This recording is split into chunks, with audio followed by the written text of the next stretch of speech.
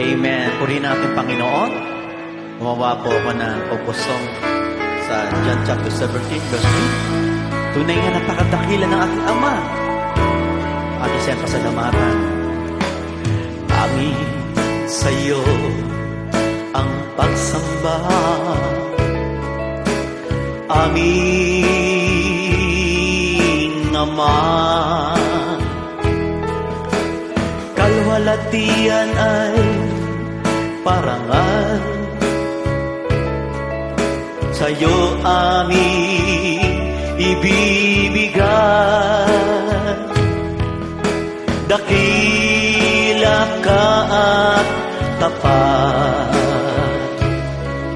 ang pag-ibig mo sa lahat. Walang sawa kami ibibigay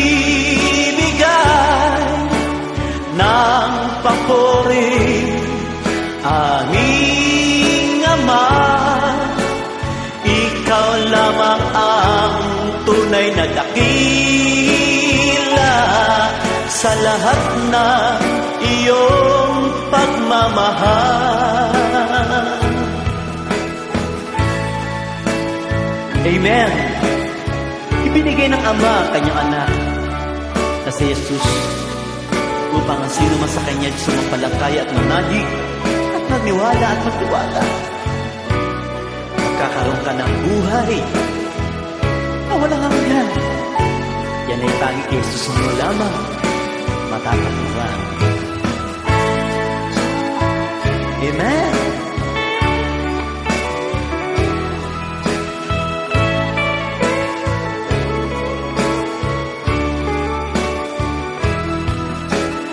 Tanging sa'yo lamang ang kapurihan, itataas ang iyong pangalan. Dakila ka't tapat sa habang panahon, kami mga anak na tinawag mo. Ikaw lamang, O Diyos, ikaw lamang, O Diyos. Salamat sa pag-iingat mo sa amin.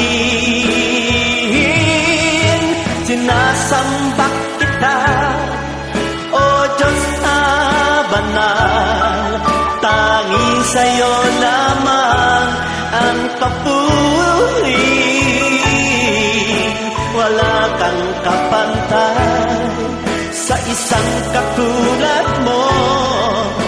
Ikaw lamang, O Diyos, ikaw lamang, O Diyos. Tanging sa'yo lamang ang kapurihin, aming Amang nasa langit.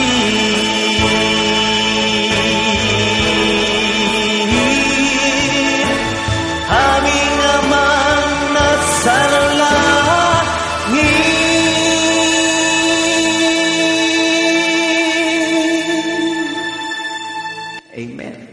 Salamat po sa Panginoon.